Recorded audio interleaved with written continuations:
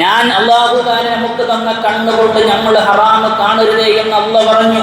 ആ കണ്ണുകൊണ്ട് നമ്മൾ ഹറാമ് കണ്ടാൽ ആ കാണുന്ന ഹറാമിയത്തിനിക്ക് പ്രായശ്ചിത്തമായി നമ്മളുടെ കണ്ണ് കുത്തി പൊട്ടിക്കണമെന്ന് അല്ലാഹു പറഞ്ഞില്ല. ഒന്നിരിക്കത് പറഞ്ഞാൽ പോലും അതുപോലും കൂടുതലാവുകയില്ല എന്ന് നമുക്ക് സാമാന്യ ബോധ്യമുള്ളവനാണെങ്കിൽ ചിന്തിച്ചാൽ മനസ്സിലാകും. കാരണം ഈ തന്ന കണ്ണ് അല്ലാഹുവിൻ്റെതാണ്. നമ്മൾ ഒരു സമയത്ത് ഹറാമിയത്തിന്റെ എന്തെങ്കിലും പ്രവർത്തനം ചെയ്താൽ അത്ര സമയം ശ്വാസം എടുക്കാതെ നീ നിൽക്കണമെന്ന് അല്ലാഹു പറഞ്ഞില്ല. അങ്ങനെ പറഞ്ഞാൽ പോലും അത് തെറ്റാവില്ല. കാരണം നമ്മൾ നമ്മൾ ശ്വസിച്ചുകൊണ്ടിരിക്കുന്ന ഓക്സിജൻ മുഴുവനും അല്ലാഹുവിന്റെ ദാനമാണ്. ആ അല്ലാഹു തആല നമ്മളോട് കുറച്ച് സമയം നീ ശ്വാസമടക്കാതെ സഹിച്ചു നിൽക്കണം, എന്നാ മാത്രമേ നിന്റെ തെറ്റുകൾ പൊറുക്കപ്പെടുകയുള്ളൂ എന്ന് അല്ലാഹു പറഞ്ഞാൽ ആ പറഞ്ഞത് തെറ്റാവില്ലല്ലോ. സ്വാഭാവികമായി ലോജിക്കുന്ന നിലക്ക് തന്നെ അത് ശരിയാണ്. എന്നിട്ട് പോലും അല്ലാഹു തആല നമ്മളോട് അങ്ങനെ ഒന്നും പറഞ്ഞില്ല.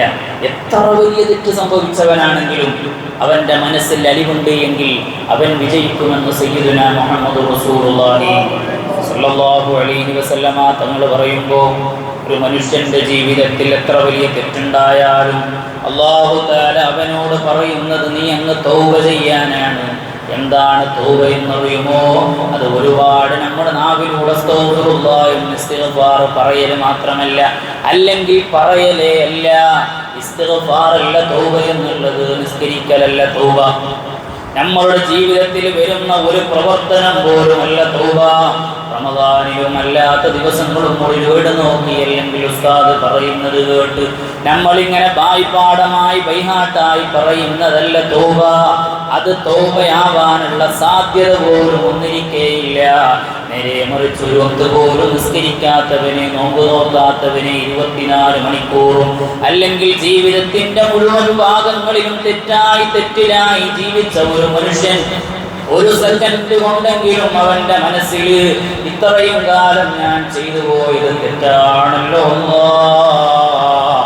എന്ന ഒരു ചിന്ത ഒരു മനുഷ്യന്റെ മനസ്സിൽ ഒരു സെക്കൻഡ് നിൽക്കുകയാണെങ്കിലോ, ആ രണ്ടാമത്തെ സെക്കൻഡ് തന്നെ അവനങ്ങ് മരിച്ചു പോവുകയാണെങ്കിലോ, 25 കൊല്ലക്കാലമായി ഞാൻ നിസ്കരിക്കുന്നു, നോമ്പ് നോക്കുന്നു, ഖുർആൻ ഓതുന്നു, ഒരുപാട് വർഷക്കാലമായി റമദാനിലും അല്ലാത്ത ദിവസങ്ങളിൽ നമ്മൾ തൗബ ചൊല്ലുന്നു.